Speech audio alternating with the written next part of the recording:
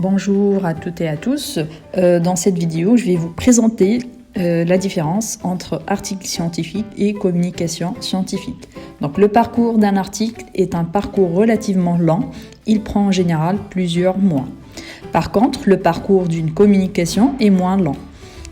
Donc, il prend de 1 à 3 mois de la date de soumission à la date de notification aux auteurs, comme vous pouvez le voir sur l'exemple suivant qui s'affiche.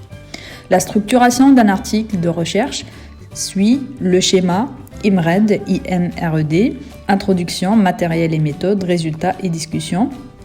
Cette structuration est incontournable pour un article de recherche. La même structuration peut être appliquée sur la communication, mais dans une communication, on peut avoir un format court lorsqu'on présente une partie de nos résultats ou une partie de la recherche. L'auteur d'un article doit viser une revue scientifique, car chaque revue a ses exigences selon sa classification et son poids scientifique. Plus une revue est réputée, plus elle cherchera des articles de qualité. Certaines revues fonctionnent selon le principe de l'auteur-payeur et demandent en moyenne entre 500 et 1000 euros d'APC, Article Processing Charge. Ensuite, l'auteur doit préparer son article selon les exigences de la revue choisie, longueur, format du papier ou de l'article, et il envoie son article à la revue. On appelle ça la phase de soumission. Une fois l'article est soumis, il laisse place à la phase de l'évaluation par le comité de lecture ou le comité scientifique de la revue.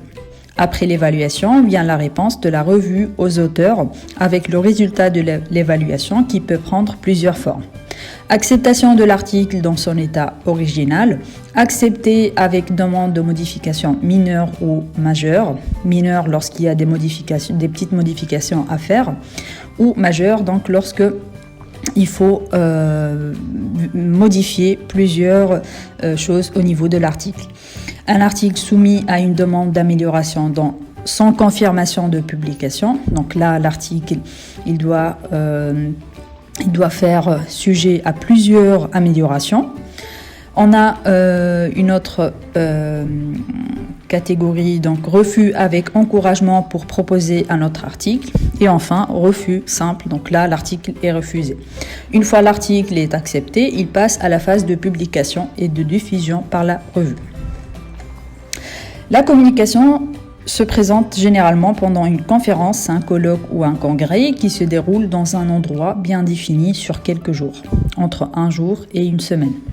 La communication représente une partie écrite, on appelle ça un papier, et une partie communication orale auprès d'un public spécialiste du domaine scientifique de la conférence ou du colloque.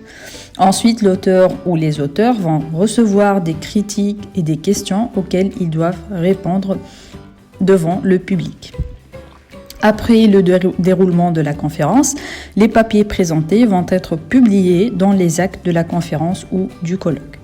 J'espère que cette vidéo est bénéfique pour vous.